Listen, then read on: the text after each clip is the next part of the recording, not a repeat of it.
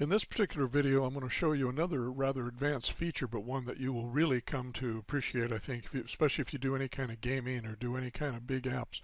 Here's a situation where I've created 3 radio buttons, and when you pick one for your voting result, it just simply comes up with a message box and tells you which one you picked. The difference between this app and one we've done in the past is that each one of the radio buttons uses the same event handler. So here we are learning how to use one event handler to handle multiple controls. Why would you do this? Anytime you can consolidate your features or your code, you're better off. It makes your code run faster, but it makes it real easy to come back and add or delete radio buttons here without worrying about making multiple event handlers or deleting an event handler or adding one and all that. So I'm going to show you how I did this, and then I'm going to show you an example of how we can make one from scratch so that you can follow along, because this is a very, very handy skill to know. When you come into the code here, there's nothing special up here. I did continue my using my constant for my message boxes and just call it voting results. But here is the event handler that handles all of those radio buttons. You can see there's one here for a click event, a regular click event button. I've got my notify user like we used before, so I can use all my message boxes here from one event handler. But up here you'll see that in the click event, which I renamed to say radio button click event, not just the radio button for each one, I just renamed it, which you can do. I use Mr. Switch again, and I said, you know, depending on what the name is of the button they picked, if they picked the yes button right here, then we're going to send out a little message that you picked yes. If they click the no button, RDO no, that's the name of the button, the radio button, then you're going to send them this message. And finally, if they pick the not sure, we're just going to send them another message. Remember, in Mr. Switch, you set up these case statements for what you want to switch on or what you want to test. And in this case, we're going to switch or test the name of the button that they push. And I just created a variable up here in line 38 that says which button did they push. Now here's the cool thing about this. I told you before that when you're making custom methods and stuff, I kind of copied the one I did with notify user by looking up here at a regular old click event. And I told you that inside these event handlers are some information that we can use, and now we're going to use it. These two pieces of information, one of them is called sender and the other one's called E, carry two different very types of data. But what I want you to know from this one is sender will tell you, the coder, which object was clicked in order to make this event handler trigger. Okay, let me say that again. Sender was what Microsoft calls it, which is a generic object. That means it can reference or talk to or handle any object in the system. Sender will give you, the coder, the information you need to know to figure out which button or which control was clicked or pushed or dragged or whatever in order to trigger this event handler.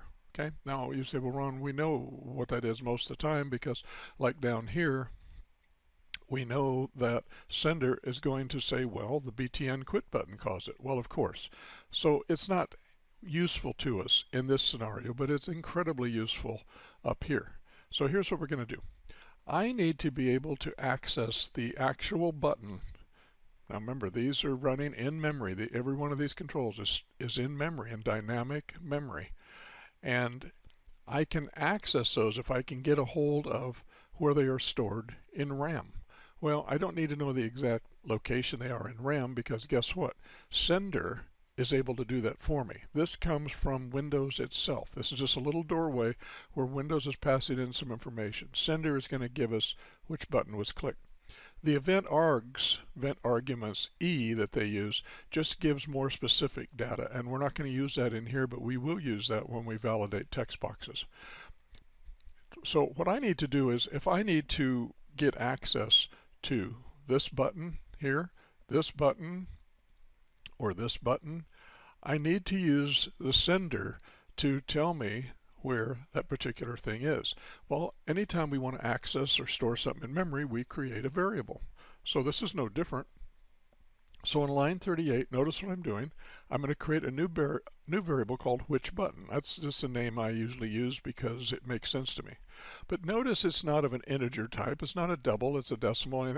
It's a radio button type because we are going to try and access an existing radio button. And you say, well, Ron, why'd you make it a radio button type? Because I know that the only things that's going to affect this event handler are radio buttons because I designed it.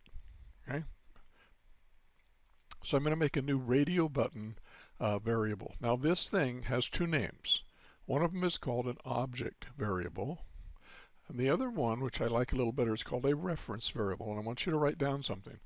A reference variable will contain or hold the memory location of the object that you're trying to get to. So that's why they call it a reference variable. There's no button in this memory location. What it is, it shows the memory location where this is in RAM. Now, I told you that sender knows where this is, but sender is a generic object. See how it says it right there? You can't use a generic object to talk to a radio button. You can't use a generic object to talk to a text box because the generic object itself doesn't have many capabilities, and it doesn't know how to access all the properties and methods of a radio button or a regular button or a text box. So what we have to do is we have to tell the computer, hey, take this object that's pointing to that particular memory location. I want you to convert it to a radio button. Now, when you convert something to a radio button, we call it casting. And you can see here that the way you do it, you just put the thing you want to cast to, the data type you want to cast to, you just put it in parentheses in front of the thing you're trying to convert. Now, if you looked at this without somebody telling you, you'd say, what are they trying to do? Are they trying to multiply radio button times sender? I mean, are they trying to do math? What is this thing? You'll learn that C# is a very parsimonious language. That's just a big word that means they don't use any more words or parentheses or braces than they absolutely have to. They do that so you don't have to type as much. Well, I guess that's okay, except that when you're trying to learn something, you look at that and there's no clue as to what that's doing. But what you're doing is you're casting or converting this object to a radio button. Once you do that, which button is not only going to point to the memory location of the button that was clicked, it can now access all of the data inside that button. Now when I say data, I mean all the properties, all the methods. And I need that because guess what? I need to get the name of the object that was clicked so I can run my code down here. So by casting this to a radio button into this variable of the same type, you just got to make sure these are the same type, you guys. If this is a radio button, it's a radio button. If this is a button, if you want to do a regular button, make this a button.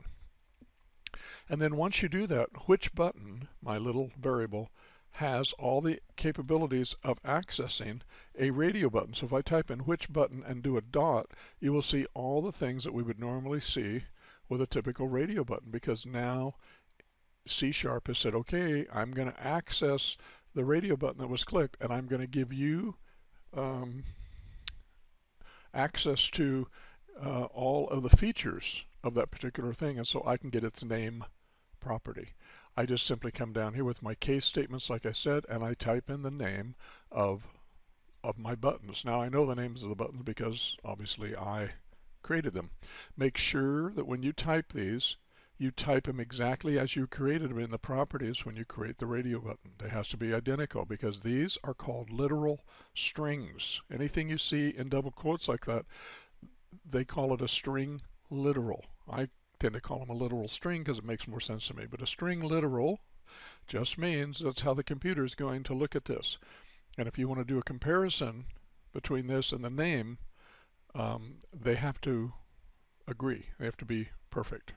Okay, so by doing this, no matter what button they clicked, it's going to come in here and do this. Now, how did I make this work? Well, let me show you how I do it. I put the first button on there, and I double click on it, and I make an event handler for it. And then I messed up. I don't want to do that. You don't want the check changed event. We want to make a click event for this thing. So let me go in here and get rid of this for a second. go in here and I want to make a click event for this. I don't want to make a check changed. So you're going to go over here to the properties of the radio button, see this? And you click the lightning bolt. The lightning bolt shows you different events that you can create for the radio button. Now normally when you double click it, it creates that check change, but I don't want to do that because it won't behave the way I want. I need a click event. So what you would normally do is you just hit a click event and it would create a click event for that particular button. You make a click event for this one, you make a click event for that one, okay? But since I only want one for all of those, I'm going to create a click event button for the very first one, and you come in here and then I just rename it. I just change it from the radio button thing. I called it just radio buttons, so it would handle all the radio buttons. And once you do that and tell the computer to rename it, it'll work just fine. Now at that point, then what you do is you got to say, well, then if this guy's using the radio button click event, as you can see over here, I got to make this one do it too. So I go into the no button, I find its click event handler, and I go in here to the drop down and I say I want to use this one. You can see you could really mess somebody up. You could make it when they click that, it clicks the quit button. You don't want that. And then finally for the last radio button, I came in here and I made another click event handler, but I did it by picking it from this list. So I told all three of these radio buttons, please use this particular handle right here that I called radio button underscore click. Use that when anyone clicks on you. That's how I made it work.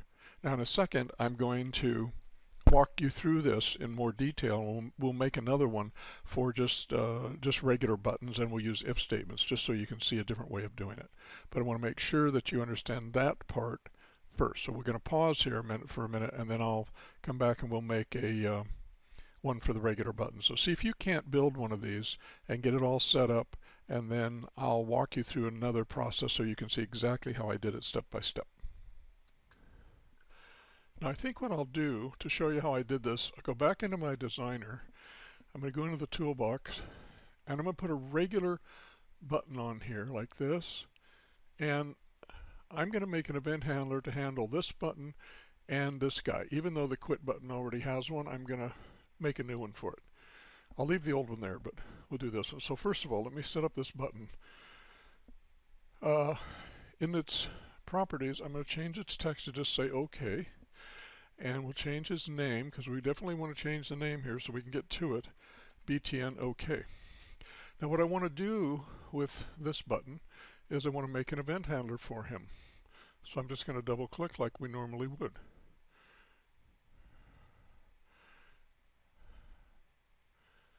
And where is he?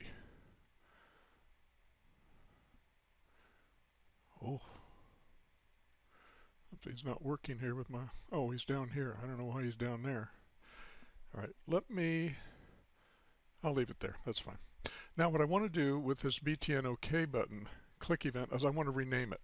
And I'm going to change it to say handle, this is just something I normally do, handle all buttons. And when you rename these, you guys don't put any spaces in there. And I'm going to go ahead and say handle all buttons click. Now in 2015 it comes down and it says, it looks like you changed something here. And you see this little light bulb doodad? If you'll click on that drop down, it says, hey, you want me to rename this? Because it's got to do it in several places, and you definitely want to do it. So say rename it. I know you can't tell from here, but there are many places in which this code has to be changed, and you want Visual Studio to do it. Now let's just check to make sure it got changed. If I go in here to the OK button, over into the properties box, I'm going to raise this up a little for you. If I click on the lightning bolt, now remember the lightning bolt will tell you what kind of events you can create for this button. It doesn't always have to be a click event. Look at all these things. You could say when the mouse drags over this button, do something. When the mouse leaves, there's tons of things you can do. So there's a lot of behaviors that you can program for besides just these simple click events. So then that's how you get to them with the lightning bolt. But look, on the click event, ta-da, it did change it to say handle all buttons. And I did keep the radio button click event. We have that. We have the quit event, and this is my new one that I made. Okay. Now what I want to do is I want to go in and tell the quit button to use that new one as well. And you'll notice the quit button is currently using btn quit because that's what I made before, but I'm just going to use a little drop down and I'm going to change it to say handle all buttons. Now here's what theoretically should happen. When I run this and I click on OK, it's going to be handled and trigger this event. So whatever we put in here, it's going to work. And the same thing with the quit event. It's not going to come up here and do this, it's going to come down here. Now like I said, I'm going to leave this one here, doesn't hurt anything, but I'm going to, because I don't want to mess up my current project, but I want to show you how we could do it over down here. Okay, now remember what we did up here. We know that the operating system can tell us which button was clicked because of this little sender guy. And this was for radio buttons, but I want to show you using regular buttons. You can do this with regular buttons as well. Here's Mr. Sender. So why don't we do the same thing? Let's see if we can't make a variable that will point to or get the memory location of those two buttons so we know which one they click. That's what we have to do. So in this case, if I'm going to make a new variable, it's going to be of the button type. See, they're coming right from the button class because these are going to be able to talk to and access a regular button. I'm going to go ahead and use my usual variable, which button, because that helps me do this and makes sense to me. And it's going to be coming from sender because sender knows what they picked. Here's the problem. Sender, remember, is a generic object. So now we have to convert him or cast sender into a different data type so we can access this guy. So yes, we have to convert it into a regular button. Okay, now remember I'm doing this because I wanted you to see you can do it with different controls, not just a radio button. You can do it with a whole list of text boxes. It makes it really, really nice for you to code. Now what I want to do, instead of Mr. Switch, let's do this. Let's just use the if statement and we'll say if which button, and it all comes up in IntelliSense, if that equals btn OK, now remember, be careful how you type it. Then I want to go ahead and notify my user. I'm going to say notify user, you clicked OK. Big deal, but that's all right. Just show them that it worked. Otherwise, else if, let's do another set of parentheses, if which button is equal, its name property rather, if its name property, and I forgot to do it up here, sorry, dot name, got to have the name in there, it's not going to work.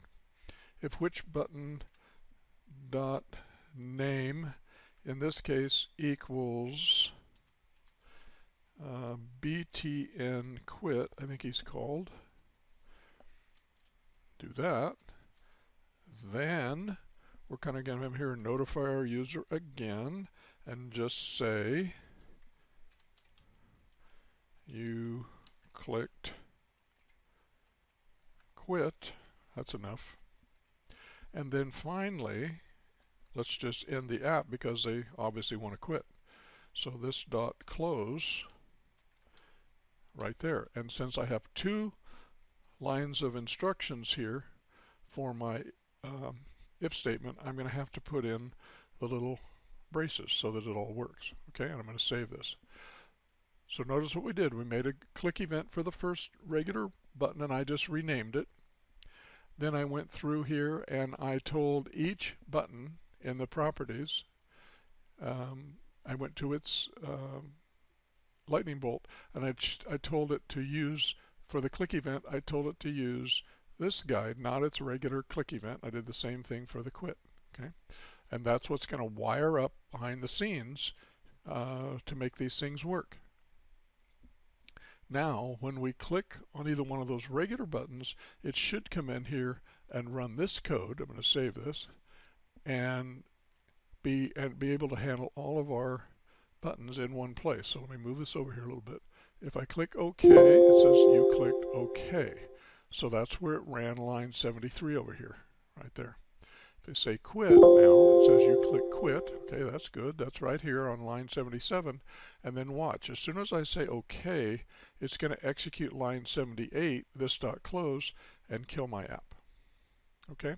Now, as I said, you can use this for text boxes or any other controls. You can even use one click event for all the controls on your entire form. I don't usually do that, but I do use it for groups of the same kind of controls because it makes it so much easier and makes your program run faster, and it makes it so much easier for you when you come back and make changes. If you want to add a button, you just say, hey, come in here and use the same click event. We're all set up, and then all you have to do is do a test. You can either take something out of the switch or add a case statement here, or you can add an if statement here, and you're good to go. And it's really a nice way to wire things up, and I really encourage you to learn this. This is really a valuable skill. A little advanced, maybe for a beginning class, but it is a huge, huge, wonderful thing for you to know how to do, and I wanted to show it to you. All right, good.